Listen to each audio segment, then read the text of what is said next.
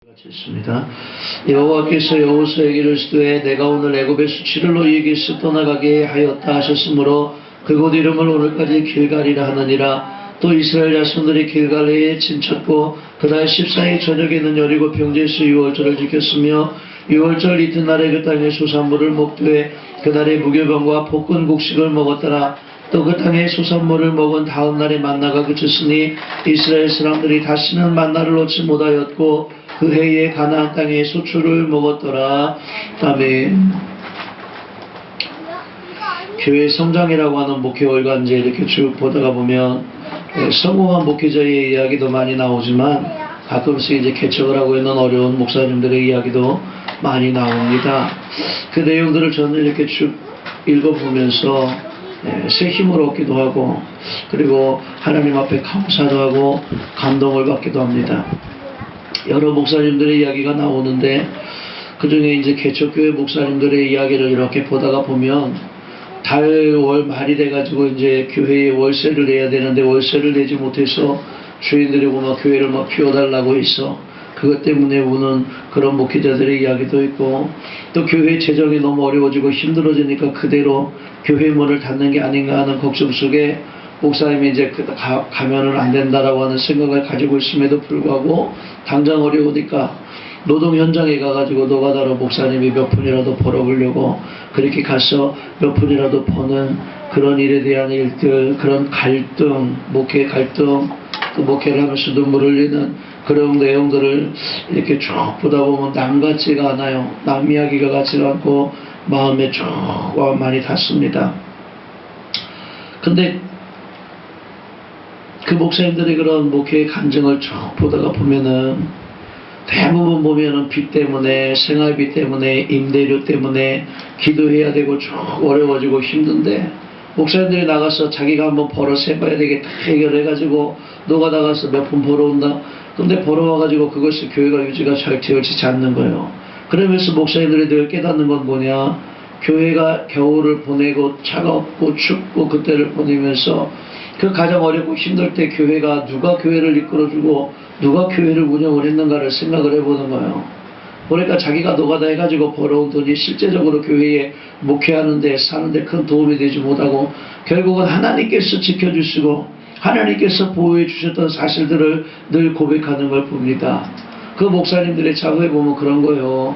목회자는 성도들의 복받기를 위해서 간절히 기도하고 그것을 위해서 기도하는 것 외에는 방법이 없고 그리고 교회는 하나님께서 인도하시고 하나님께서 역사해 주셔야 하나님의 손길 아래서 살아갈 수 있는 것이 교회이고 성도들의 피로 살아갈 수 있는 것이 교회다라고 간증하는 목사님들의 간증을 많이 읽게 됩니다. 교회가 살려면 성도들의 피가 있어야 돼요. 어떻게 하면 성도들의 피를 쥐어짤 수 있을까? 이거를 생각해서 성도들로 하여금 봉사하게 만들고 희생하게 만들고 헌신하게 만드는 것, 이것이 목회자의 할 일이요. 그것을 통해서 교회가 성장할 수가 있고 그것을 통해서 하나님께서 역사하시기 때문입니다. 그래서 우리는 날마다 매 순간마다 보이지 않는 손길, 하나님의 손길에 의해서 살아간다고 하는 이 사실을 깨달아야 되고 그것을 입술을 통해서 고백할 수 있는 그런 저와 여러분이 되시기를 바랍니다. 오늘 본문 말씀의 배경을 보면 이스라엘 백성들이 애굽을 떠나서 이제 신광야에 딱 도착한 때부터 먹기 시작한 만나가 그들이 이제 그 해에 유월절을 지키고 가나안 땅의 소산물을 먹게 되어지고 나니까 그 다음부터 만나가 딱 끊어지게 되더라는 거예요. 사실 하나님께서 이스라엘 백성들에게 40년 동안 할로도 거르지 아니하고 안식일만 빼놓고는 만나를 다 주셨고 안식일도 안식일 전날에 미리 거둘 수 있도록 만나를 베풀어 주셔서 40년 동안을 꿀 섞은 맛의 그 과자 같은 만나를 이스라엘 백성들이 노력과 수고하지 아니하고 새벽에만 나가기만 하면 그것을 쭉 주워다가 온 가족들이 40년 동안이나 먹었거든요. 그 만나의 의미가 뭔가 봤더니 아이고 이게 왜 떡이야? 물질적인 의미가 있어요. 당장 먹을 수 있는 물질의 의미가 있고요. 또 아이쿠야 이게 웬일이야? 우리의 조상들도 알지 못하는 놀라운 하나님의 은혜를 입게 된 역사적이고 사건적인 의미를 담고 있는 것 두 가지 의미가 있거든요. 이 만나는 하나님께서 함께 하시기 때문에 먹을 수 있는 은혜의 양식이었고, 하나님이 함께 하시니까 물질적으로 넉넉하게 누리게 되고, 하나님이 함께 하시니까 사건적으로 환경적으로 형통한 삶을 살아갈 수 있는 평안함을 누릴 수 있는 그런 삶이 되었다는 거예요. 하나님이 함께 하시니까 물질적으로 환경적으로 40년 동안 이렇게 평안하게 살다가 보니까 얼마나 그들의 삶의 모습이 익숙해져 있었겠습니까? 그저 새벽에만 나가면 먹고 살 수가 있으니까 너무나 편안한데 익숙해져 있었던 거예요. 그런데 그런 편안한 삶 가운데 갑자기 만나가 뚝 끊어져 버린 거예요. 얼마나 당황했겠습니까? 얼마나 당황했겠어요. 저도 토종 한국 사람인가 봐요. 한국에서 밥 먹을 때는 아무렇지도 않다가 외국에 나가면은 신라면이 생각이 나고 김치가 생각이 나고, 그래도 된장찌개라도 좀 먹고 싶다 그런 생각이 많이 나거든요. 목사님들도 보면은 한국에서 살다가 그 성지순례를 딱 가면은요, 너무 한국 것이 생각이 많이 나나 봐요. 그래서 새벽 일찍 시내산에 오르는 사람들이 있는데, 목사님들이 그 시내산 산꼭대기 올라가 보면 말이에요, 쓰레기들이 막 널려져 있는데 대한민국 신라면 이게 그냥 막 시내산 꼭대기에 버려져 있다는 거예요. 부끄러운 일이요. 먹으려면 잘 먹고 잘 치셨어야 되는데 그 누가 먹었을까요? 한국 사람이 먹었겠죠. 먹어서 깨끗하게 좀 치워놔야지. 안 치우고 버려가지고 얼마나 부끄러움을 타는지 몰라요. 근데 한국 사람이 어디만 나가면 애국자가 돼가지고 김치도 먹고 싶고 신라면도 먹고 싶고 그러거든요. 아, 이스라엘 백성들이 40년 동안 만나를 먹고 사는 거예요. 40년 동안 만나를 먹고 살다가 갑자기 만나가 딱 끊어졌을 때에 걱정과 근심과 두려움이 생기지 않겠습니까? 놀라운 당황스러운 일이 생기지 않겠습니까? 여지까지 아침에만 나가기만 하면 먹었었는데 그 만나가 갑자기 끊어지니 얼마나 당황했을까요? 하나님께서 우리를 버리신 것을 아니까 얼마나 두려웠을까요? 하나님이 우리를 떠나신 것을 아니까 하는 그 불안함 때문에 정말로 걱정과 근심이 그들의 삶 가운데, 마음 가운데, 가정이 떠나지를 않았을 거예요. 그러나 하나님께서는 이미 만나가 끊어질 때쯤에 그냥 버려두신 것이 아니라 그 땅에 소산물을 먹을 수 있도록 미리 준비해 주셨다고 하는 사실입니다. 그러므로 만나가 그치는 것과 같은 그런 어려움이 있을 때에도 우리 주님께서 준비해 놓으신 그 땅에 소산물이 있는 줄 믿으시고, 우리 하나님의 은혜가 새롭게 임하게 되어지는 그 귀중한 사실이라는 걸 깨닫게 되어지면 우리는 걱정하고 근심하지 않게 되어질 줄 믿습니다. 요즘 삶을 살다가 보니까 사람들이 다 어려운 때라고 이야기합니다. 물질적으로 어렵고, 건강적으로 어렵고, 가정적으로 어렵고, 어려운 문제들이 다 오셔서 여러분의 삶 가운데 만나가 갑자기 끊기는 것처럼 당황스러운 일이 생길지라도 여러분 두려워하지 마세요. 걱정하지 마세요. 하나님께서 반드시 더 좋은 것을 준비하여 주시고 더 좋은 것을 우리가 먹고 입을 수 있도록 은혜를 베풀어 주시는 은혜의 때인 줄 믿습니다. 그 은혜를 덧입을 수 있는 좋은 기회인 줄 믿으시고 하나님께 소망을 가지세요. 나에게 하나님께서 어떻게 역사해 주시려고 그러는 것일까 기대를 하세요. 하나님의 은혜가, 하나님의 역사가 이른비와 늦은비처럼 여러분들에게 때를 맞춰서 다 임하게 되어질 줄 믿습니다. 그래서 오늘 우리가 첫 번째 깨달아 볼 게 뭐냐? 만나가 그친 것을 보면서 깨달아 볼 첫 번째 것은 준비하시는 하나님이시다. 보세요. 이스라엘 백성들이 광야로 나갈 때 만나를 자기들이 준비했습니까? 만나라고 하는 것도 하나님께서 준비해 주신 것이에요. 반석을 갈라가지고 물을 주신 것도 하나님께서 준비해 주신 것이고, 홍해를 가르신 것도 하나님께서 준비해 주신 것이고, 옷과 신발이 헤어지거나 닳지 않도록 해주신 것도 하나님께서 준비해 주신 하나님의 은혜였던 것입니다. 창세기 22장에 보니까 하나님께서 아브라함에게 너희 아들 이삭을 번제물로 나에게 드리라고 이야기합니다. 그때 그 100세에 얻은 아들을 다 데리고 가는 거야, 번제로 드리려고. 그때 아브라함이 순종하고 가면서 그 종들에게 뭐라고 이야기하느냐? 내가 아이와 함께 가서 경배하고 돌아오리라. 이삭을 번제물로 죽여서 드려버리고 끝나고 나 혼자 온다라는 것이 아니라 그 이삭을 데리고 오겠다는 거예요. 내가 지금 가서 하나님 앞에 드려도 주신 하나님께서 다시 주실 줄 믿는 믿음을 가지고 다시 그 이삭과 함께 돌아올 줄 믿고 돌아왔더니, 가봤더니 하나님께서 양을 준비해 놓지 않으셨습니까? 숲을 속에다가. 하나님은 감당치 못할 시험을 결코 허락지 아니하시고 시험 당할 즈음에는 반드시 피할 길도 준비해 주시는 줄 믿습니다. 요즘 사람들이 다 어렵다고 하니까 우리 교회에 있는 성도들의 삶 가운데도 가정에도 직장에도 어려움이 있어서 만나가 그친 그런 가정들이 있는 줄 압니다. 만나가 그치니까 어렵고 힘들게 그렇게 살아가는 사람들도 있는 줄 압니다. 어떤 사람은 뭐 살아가는 사람을 잃어서 멀리 보내기도 하고 사업이 어려움을 겪기도 하고 어떻게 나에게 만나가 이렇게 딱 그칠 수 있을까 두려움에 빠진 사람도 있습니다. 그러나 분명한 것은 만나가 그치는 그날은 하나님께서 나를 위해서 미리 준비해 놓으신 그 땅의 소산물이 나에게 오게 되어진 하나님의 능력을 경험하는 축복의 시간인 줄 믿으시기를 바랍니다. 그러면 걱정 의심하지 않을 수 있어요. 야곱이 형 에서로부터 장자권을 뺏어 도망가는 시세가 됐어요. 부모님을 모시고 행복하고 재미있게 잘 살던 그 야곱이 이제는 보니까 도망가는 거예요. 도망가는 길에 보니까 돌베개를 베고 누워서 잠을 청하고 있는 그 야곱의 모습을 보세요. 얼마나 비참하고 얼마나 처량합니까? 홀로 남은 아픔, 쫓기는 불안, 그 속에서 과연 내 인생이 어떻게 전개가 되어질 것인가 얼마나 답답하고 얼마나 두려웠을까요? 그때 꿈의 사닥다리가 하늘로부터 연결되어서 오르락내리락 하며 하나님의 음성이 들립니다. 내가 너와 함께 있어 내가 어디로 가든지 너를 지키며 너를 이끌어 이 땅으로 돌아오게 하리라. 내가 너에게 허락한 것을 다 이루기까지 내가 너를 떠나지 아니하리라.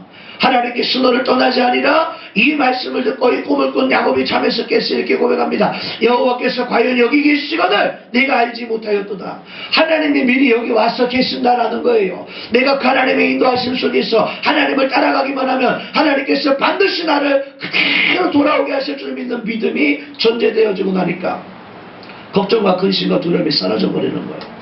여러분 믿음 없는 자가 되지 말고 믿음 있는 자가 되시기를 바랍니다. 하나님은 여러분들을 이 땅에 그냥 버려두시지 않습니다. 여러분들이 살아갈 길을 예비해 놓으실 줄 믿습니다. 하나님이 먼저 와서 기다리고 계시고 우리들을 반가이 맞아주실 줄 믿습니다.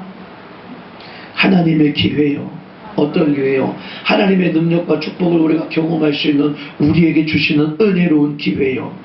여러분들도 만나가 그치는 어려움이 있다고 한다면 좌절하고 낭망하기보다 하나님의 축복을 경험할 수 있는 기회로 알고 담대하고 감사할 수 있는 여러분들 되시기를 주의 이름으로 축원합니다. 그 다음에 두 번째로 만나의 그침이 하나님의 섭리가 성취되어지는 과정이었다라는 것입니다.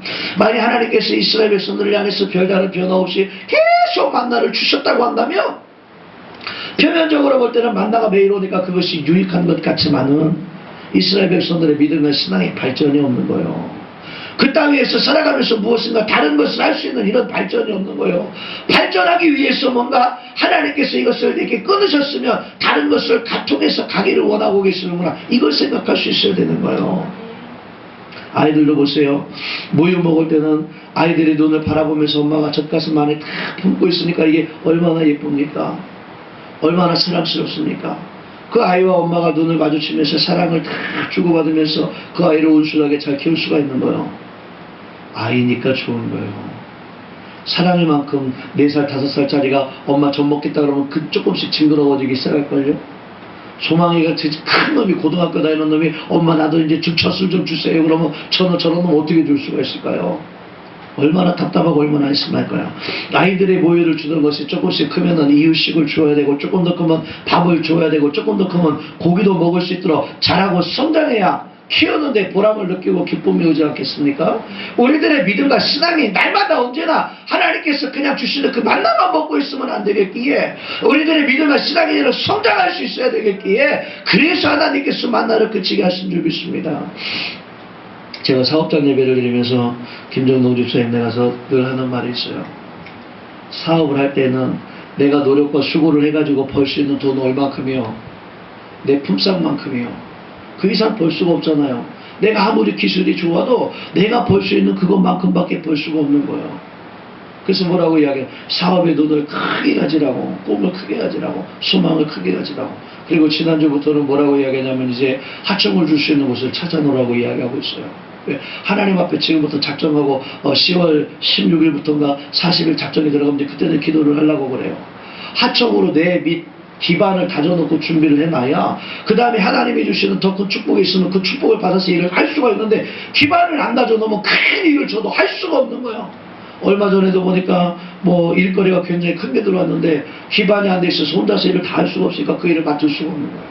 미리 기도하면서 잘 준비를 해놓고 있으면 준비해놨을 때 하나님께서 큰 일을 주셔서 쉽게 일을 처리를 하고 나면 100만 원 벌 사람이 그것으로 1000만 원을 버는 거예요. 사업을 하는 건 그렇게 하는 것 아니겠습니까? 사업을 하는 건 나만 해갖고 되는 게 아니에요. 하다못해 이삭 토스트 하는 그 45세 먹은 아줌마도 보니까 자기 혼자 토스트 안 팔고 전국적으로 860개나 체인점을 내가지고 토스트를 팔잖아요. 나만 여기서 만나만 먹으면서 살라고 하니까 어려워지고 힘들어지는 거예요. 만나가 그쳤어요. 걱정하고 근심하고 두려워하기보다는 하나님께서 나에게 다시 주시는 축복의 기회이구나. 이 축복의 기회인 것을 깨달을 수 있는 저와 여러분이 되시기를 바랍니다.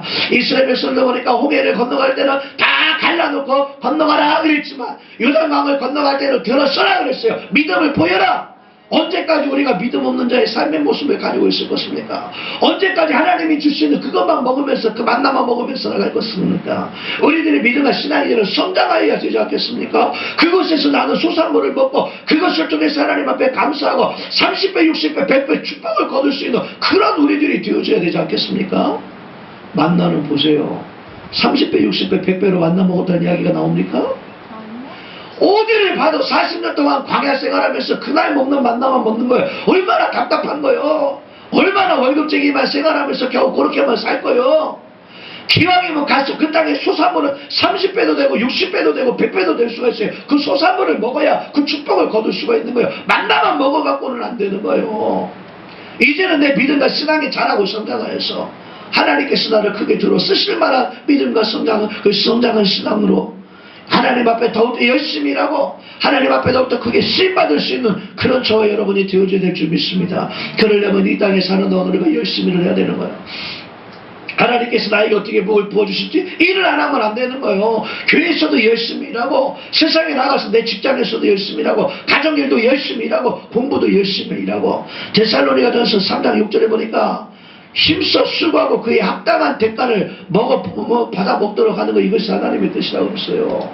열심히 일해야 되는 거예요.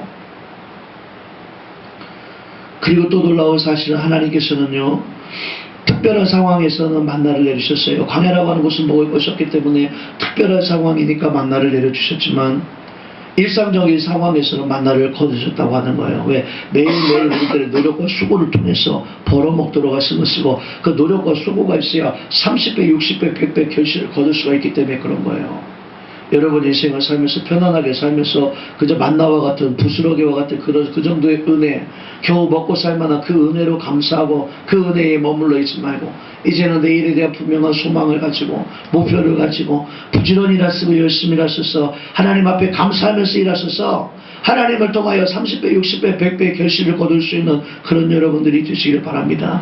만나가 그칠 시점이 언제나 농사하고 수확한 것을 먹을 때가 되니까 하나님께서 그치게 하셨는데 농사와 수고는 뭐냐? 이른 비와 늦은 비를 하나님께서 적당하게 오게 하셔서 열매 맺게 하시고 그 열매 맺은 것을 누릴 수 있게 하나님께서 우리들에게 은혜를 베풀어 주신다라는 거예요. 사람이 열심히 노력하고 수고한 것 같으나 하나님께서 이른 비와 늦은 비를 적당할 때 주셔야 되는 거예요. 내가 사업할 준비도 해야 되겠지만 내가 돈 벌 준비도 해야 되겠지만 하나님 앞에 부르짖어 기도하여서 하나님께서 좋은 사람 만나게 하시고 자금 회전도 잘 되게 하시고 하나님께서 역사하셔야 모든 것이 역동하게 잘 돌아갈 수 있게 되어지는 줄 믿습니다. 어느 날 고기 잡던 배가 좌초가 됐어요. 생존자가 단 한 사람이요. 그 사람이 파도에 밀려가지고 인적 없는 작은 섬에 당도하게 됩니다. 궁지에 빨려서 하나님 앞에 살려달라고 기도합니다. 다른 배가 오지 않을 날마다 쳐다보는데 배는 보이지도 않습니다.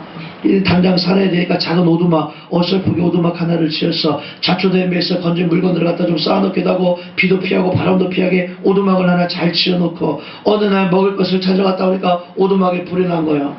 오두막에 불이 그냥 막 활활 타고 있는 거예요.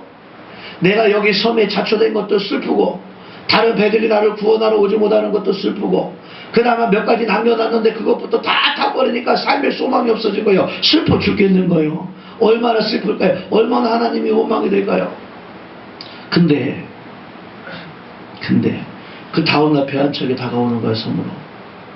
그래서 이제 구원은 받았는데 섬에 고립되어져 있던 자기를 어떻게 저 배가 알고 나를 구원하러 왔을까 궁금해가지고 선장한테 물어봤더니 그 섬에서 나는 연기를 보고 찾아왔다는 거예요. 연기를 보고. 겨우 지어놓은 집에 불이 나서 모든 것을 다 잃어버린 것처럼 좌절하고 난망할 만한 상황이었지만 하나님은 그 속에서 섭리를 해주신 거예요. 그 사람을 구원해 주시기 위해서. 만나가 그친 것 그것이 때때로 아픔처럼 보일지 몰라도 그 속에 더 큰 하나님의 깊은 인도하심이 있고 은혜가 있고 축복이 있는 줄 믿습니다. 오늘 결론의 말씀을 드립니다. 오늘 만나가 그친 것과 같은 슬픔이, 아픔이, 버린 것과 같은 아픔이, 내 뜻대로 되지 않는 슬픔이, 낙심이 오늘 여러분들 삶 가운데 있습니까? 그렇다 할지라도 좌절하고 낙망하지 마세요. 하나님이 여러분들을 위해서 준비해 놓으신 놀라운 축복이 있는 줄 믿습니다. 만나가 그친 그 상황 속에서도 하나님의 섭리와 인도하심이 있는 줄 믿고 더 열심히 봉사하고 있으나 원신하고 충성하셔서 날마다 생각하고 번성하며 땅에 충만하게 되어질 수 있는 축복이 오늘 저와 여러분에게 임하게 되기를